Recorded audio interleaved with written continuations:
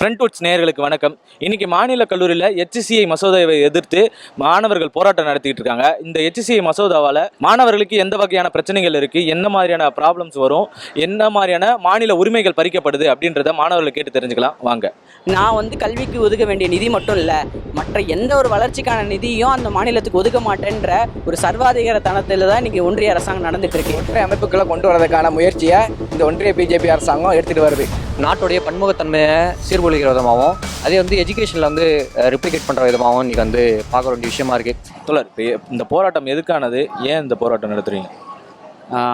Cabinet ministers ஒப்புதல் கொடுத்துருக்கக்கூடிய HCI higher education commission of India, அதாவது இதுக்கு முன்னாடி உயர்கல்வியை நிர்வகித்திருக்கக்கூடிய கைட்லைன்ஸ் வழங்கி வந்தக்கூடிய UGC, technical education, teachers education இதையெல்லாம் நீக்கிட்டு ஒட்டுமொத்தமாக நாங்கள் ஒரே ஒரு விஷயத்தில் கொண்டு வரோம். HCI அப்படின்ற ஒரே ஒரு ஒற்றை நிர்வாகத்துக்கு கீழே இன்றைக்கி ஒட்டுமொத்த உயர்கல்வியும் கொண்டு வரதுக்கான நோக்கத்துக்காக இன்றைக்கி பாராளுமன்றத்தில் குளிர்கால கூட்டத்தொடரில் இன்றைக்கி தாக்கல் பண்ணுறதா இருக்காங்க. இந்த மசோதா என்ன சொல்லுது அப்படின்னா, இன்றைக்கி எஜுகேஷன்ன்றது இன்றைக்கி பல்கலைக்கழக ஒரு மாநில பல்கலைக்கழகம் இருக்குன்னா அந்த மாநில அரசுக்கு அதில் உரிமை இருக்குது. சிலபஸ்லேயும் ஸ்டாண்டர்ட்ஸ்லேயும் அதுக்கான அங்கீகாரத்தில் மாநில அரசாங்கங்களுக்கு உரிமை இருக்குது. ஆனால் ஒட்டுமொத்தமாக இந்த மாநில அரசாங்க உரிமையை பறிக்கின்ற விதத்தில் தான் இன்றைக்கி இந்த ஃப்ரேம் ஒர்க்கே கொண்டு வந்திருக்கு.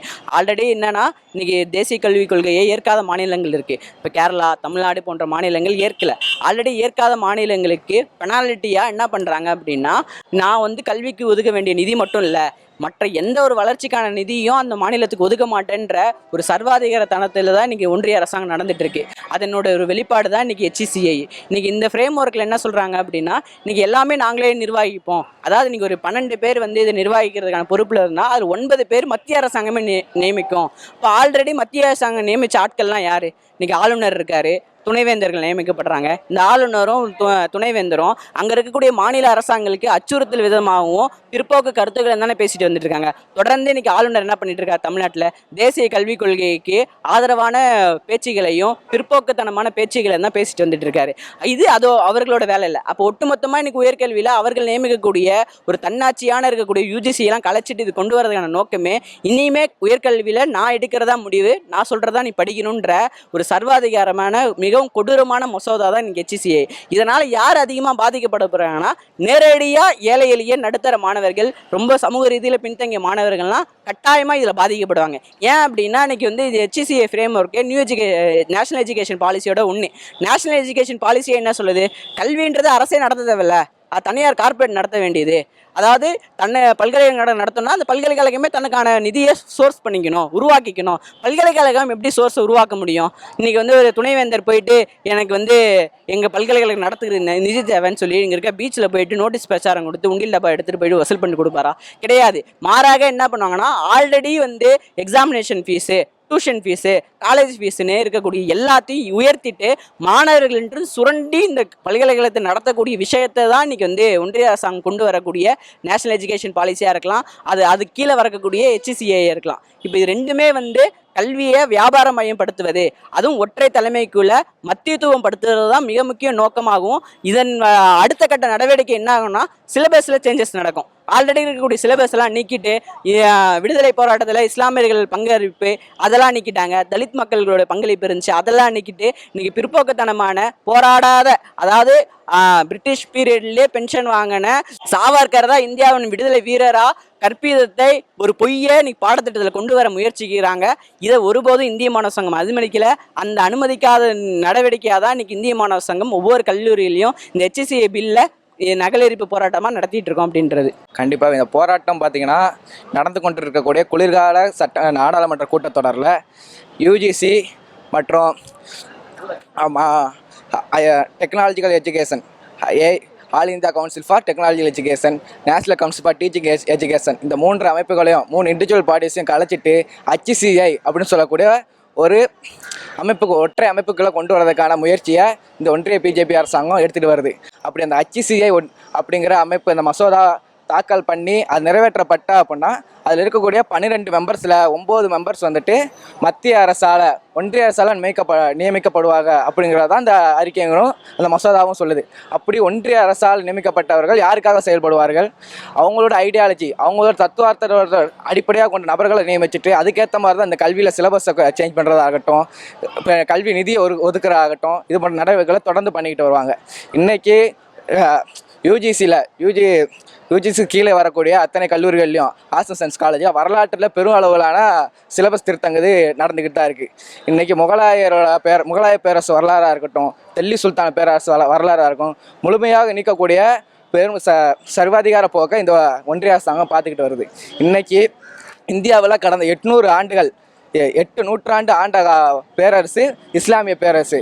அப்பேற்பட்ட பேரரசை இந்திய வரலாற்றில் இருந்தே நீக்கிறது என்பது ஒரு கண்டிக்கக்கூடிய விஷயம் தான். இந்திய சிலபஸில் மட்டும் இல்லை, போட்டித் தேர்வுகளும் சரி, இது போன்ற பல்வேறு இடங்களில் இந்த ஒன்றிய பிஜேபி அரசாங்கம் பண்ணிட்டு வருது. இன்றைக்கி இஸ்லாமியருக்கான வரலாறு மட்டும்தான் அப்படின்னு கேட்டிங்கன்னா, ஈஸ்வர அல்லா தேரே நாம் சப்கோ சன்மதி தே பகவான் அப்படின்னு சொல்லி இந்திய இறையாமையை காத்த இந்தியாவை ஒரு மதசார்பற்ற நாடாக உருவாக்கின இந்தியாவின் தேச தந்தை மகாத்மா காந்தியோட சிலபஸை, மகாத்மா காந்தியோட வரலாற்றை முழுமையாக நீக்கி மகாத்மா காந்தியோட கொலையை தற்கொலையாக இயற்கை மரணமாக தெரிவித்து பல்வேறு இடங்களில் பல்வேறு சிலபஸில் உருவாக்கிட்டு வருது இந்த ஒன்றிய பிஜேபி அரசாங்கம். அதே மாதிரி டெக்னாலஜிக்கல் எஜுகேஷனில் பல்வேறு சிலபஸ் மாற்றங்களும் ஏற்படுத்தலாம். ஏன்னா அது அவங்களுக்கு ஏற்ற மாதிரியான டெக்னாலஜிஸ். இன்றைக்கி விமானத்தை கண்டுபிடிச்ச ரைட்ஸ் பிரதர்ஸ் இல்லை, ராவணரே ராமாயணத்தில் புஷ்ப விமானம் ஓட்டினார் அப்படின்னு சொல்லக்கூடிய அப்படிப்பட்ட வரலாறு திரிக்கக்கூடிய ஒன்றிய பிஜேபி அரசாங்கம் தான் இன்றைக்கி போர்களுக்காண்டி ரஃபேலை பல கோடி ரூபாய் மோசடி பண்ணி வாங்கிக்கிட்டு இருக்கு. இன்றைக்கி டீச்சர்ஸ் கவுன்சிலில் பெரிய அளவுதான அதை முழுசாக மத்திய அரசாங்கம் ஏற்றுக்கிட்டு நடத்த போகிறதா இந்த HCI மசோதா சொல்லுது. அப்படி நடத்தினா எந்த மாதிரியான டீச்சர்ஸ் வருவாங்க? இன்றைக்கி ஆல்ரெடி நெட்டாக இருக்கட்டும், ஸ்லெட்டாக இருக்கட்டும், டிஆர்பி பல்வேறு இடங்களில் பெரும் மோசடி நடந்து பெரும்பாலான பேராசிரியர்கள் அவங்களோட ஆட்களாக பிஜேபி ஐடியாலஜிகளோட ஆட்களாக தான் இருந்துட்டு வராங்க.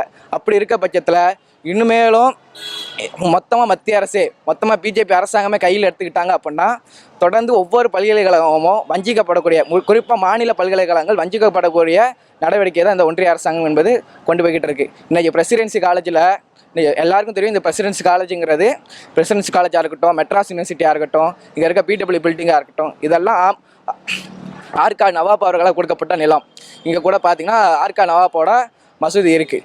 இன்றைக்கி இங்கே பிரின்சிபலாக ஒரு பிஜேபி காரனோ ஒரு ஆர்எஸ்எஸ் காரனோ உட்காந்துட்டா அப்படின்னா அது ஆர்கா நவாப்போட மசூதி இல்லை, இது ஆதி பராசக்தி அப்படின்னு சொல்லி மதுரையில் பண்ண யூபியில் பண்ண அதே விஷயத்தில் இந்த பிரசிடென்சி காலேஜ்லேயும் அரசியல் பண்ணக்கூடிய ஒரு நிலைப்பாடை இந்த ஒன்றிய பிஜேபி அரசாங்கம் கொண்டு வர வாய்ப்பு இருக்குது. தொடர்ந்து ஒன்றிய பிஜேபி அரசாங்கம் 2014 பிஜேபி ஆளாத பிற மாநிலங்களை, எதிர்கட்சி ஆளக்கூடிய மாநிலங்களை, கேரளாவாக இருக்கட்டும், தமிழ்நாடாக இருக்கட்டும், மேற்கு வங்காளம் ஆகட்டும், தொடர்ந்து பண்பாட்டின் அடிப்படையில், கல்வியின் அடிப்படையில், பொருளாதாரத்தின் அடிப்படையில் சீர்குலைக்கிறத நம்ம பார்த்துக்கிட்டு தான் வரோம். அதுன்னு ஒரு பகுதியாக தான் இந்த HCI அறிக்கையை நம்ம பார்க்க வேண்டியதாக இருக்குது. அதாவது லாஸ்ட்டு நாடாளுமன்ற கூட்டத்தொடரில் இந்த HCIக்கான பில்லுன்றது பாஸ் பண்ணுறதுக்காக இன்றைக்கி இருந்தாங்க. பட் ஆனால் இன்றைக்கி நாடாளுமன்ற கூட்டத்தொடர் ஒத்திவைப்பு காரணமாக இன்னும் பாஸ் பண்ணாமல் இருக்காங்க.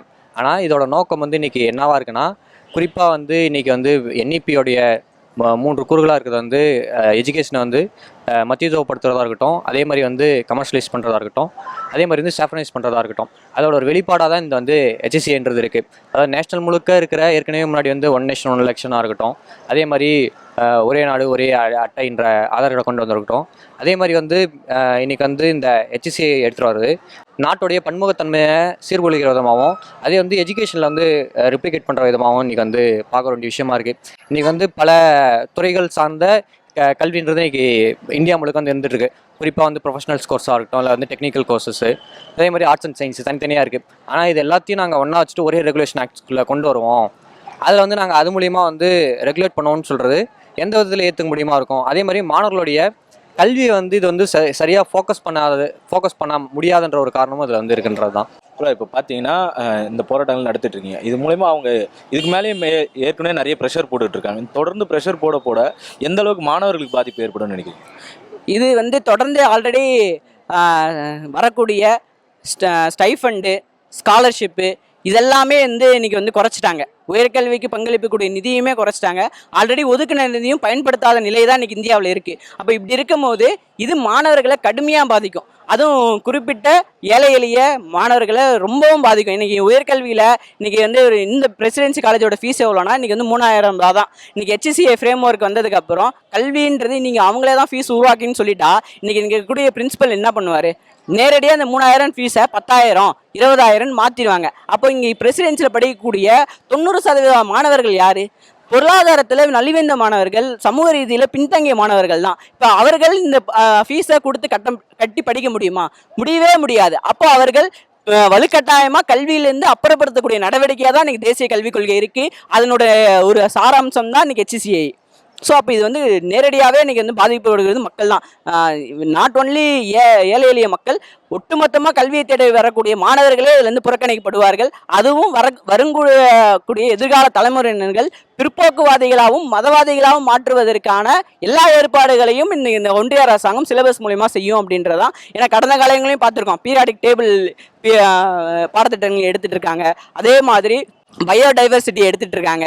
இந்த மாதிரி முகலாயரோட எம்பையர்ஸ் அவங்களோட ஆட்சி இது எடுத்துட்டாங்க. அப்போ ஆல்ரெடி இதன் நோக்கம் என்னன்னா இந்தியாவை இந்து நாடாக அறிவிப்பதற்கான எல்லா வழிமுறைகளையும் இன்னைக்கு ஒன்றிய அரசாங்கம் செஞ்சுட்டு இருக்கு. இன்னைக்கு அதாவது மக்கள் எவ்வளோதான் சொன்னாலும் கேட்கக்கூடாது, அதாவது தன்னோட பெரும்பான்மையை பயன்படுத்தி ரொம்ப அச்சுறுத்த விதக்கூடிய ரொம்ப ரொம்ப மோசமான கொடூரமான நடவடிக்கைகள் பாஜக செஞ்சுட்டு இருக்கு. அதில் ஒரு விஷயம் தான் இன்னைக்கு MN ரேகா, மகாத்மா காந்தி இன்னைக்கு தேசத்துக்காக போராட்டம் பண்ணி விடுதலை வாங்கி கொடுத்த பங்களிப்பு செலுத்தக்கூடிய மகாத்மா காந்தின்ற பேரை நீக்கிட்டு இன்னைக்கு வேற ஒரு பேரில் கொண்டு வரதுக்கான நோக்கம் என்னன்னா, காந்தி வந்து இறையாண்மையை பாதுகாத்தாரு, மதவாதிகளை எதிர்த்தாரு. இன்னைக்கு இந்தியா பாகிஸ்தானை பிரிவினை கூடாதுன்னு இஸ்லாமியர் மக்கள் பின்னாடி நின்னவரு.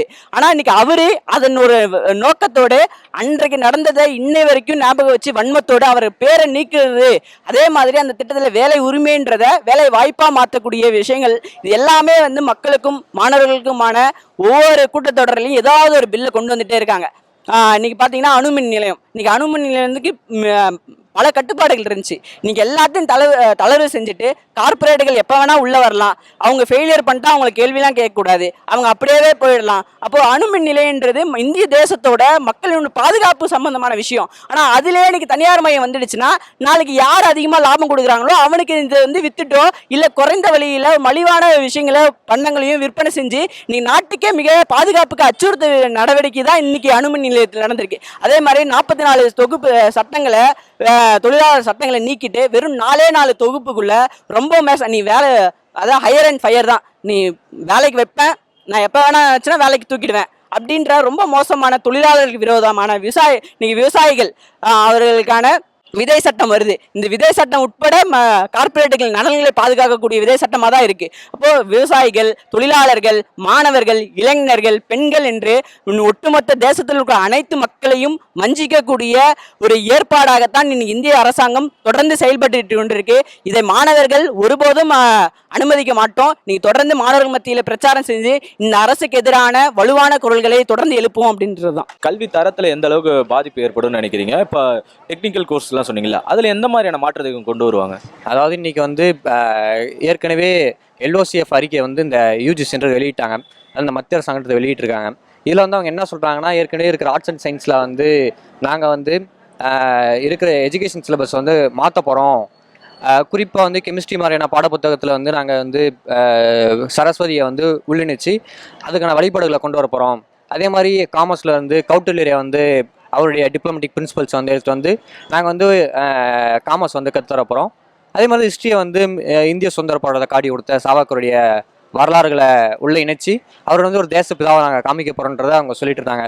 அதே மாதிரி தான் இன்றைக்கி வந்து இந்த டெக்னிக்கல் கோர்ஸ்லையும் பிற்போக்குத்தனமான கருத்துக்களை வந்து உள்ளிணைக்கிறதுக்கான ஒரு வாய்ப்பாக வந்து இந்த HCAன்றது இருக்குன்றது தான். எந்த மாதிரியான பாதிப்புகள் இருக்குன்றதை சொல்லுங்கள். ஸ்போர்ட்ஸ் கோட்டாவாக இருக்கட்டும், இல்லை ரிசர்வேஷன் கோட்டாஸ்லேருந்து வரவங்க இவங்களுக்கெல்லாம் எந்த மாதிரியான பாதிப்பு இது கொடுக்கும்னு நினைக்கிறேன்? அதே தான் இன்றைக்கி இது வரைக்கும் UGCயால் கொடுக்கப்பட்டிருந்த மானிய தொகையை கடன் உதவியாக கொடுக்குறோம் அப்படின்னு சொல்கிறாங்க. இது கடன் உதவியாக கொடுக்குறது அப்படின்னு இந்த கடன் சுமை யார் மீது சுமத்தப்படும்? குறிப்பாக ஏழை எளிய மாணவர்கள், பொருளாதார சமூக அடிப்படையில் பின்தங்கிய மாணவர்கள் மீது இந்த கடன் சுமைங்கிறது விலகப்படும். அப்படிதான் இன்றைக்கி சமூகத்தின் ரீதியாக பின்பற்றக்கூடிய மாணவர்கள் சென்னை மாதிரியான பெருநகரங்களுக்கு வந்து படிக்கக்கூடிய சூழலே வெறும் கம்மியான சூழ்நிலை தான் இருக்குது. அப்பேற்பட்ட இடத்துல இது மேலும் கடன் சுமையை சுமத்தினா அவங்க கல்வியிலிருந்து அப்புறப்படுத்தக்கூடிய நடவடிக்கை தொடர்ந்து மேற்கொள்ளப்படும் தான் பார்க்க வேண்டியதாக இருக்குது. இன்றைக்கி கல்வியிலேருந்து அவங்கள அப்புறப்படுத்திட்டு யாரை இங்கே கல்விக்குள்ளே கொண்டு வர பார்க்குறாங்க அப்படின்னு பார்த்தோன்னா பெரும்பாலான ஆர்எஸ்எஸ் ஐடியாலஜி கொண்ட இந்துத்துவாத ஐடியாலஜி கொண்ட நபர்களை உள்ளே கொண்டு வந்துட்டு அவர்களை ஐஏஎஸ்ஸாகவும் ஐபிஎஸ்ஸாகவும் ஆக்கி இந்த இந்தியாவை ஒரு இந்துத்துவ நாடாக உருவாக்குறதுக்கான போக்கை இந்த ஒன்றிய பிஜேபி அரசாங்கம் தொடர்ந்து பார்த்துக்கிட்டு இருக்கு அப்படின்னு தான் நம்ம பார்க்க வேண்டியதாக இருக்குது.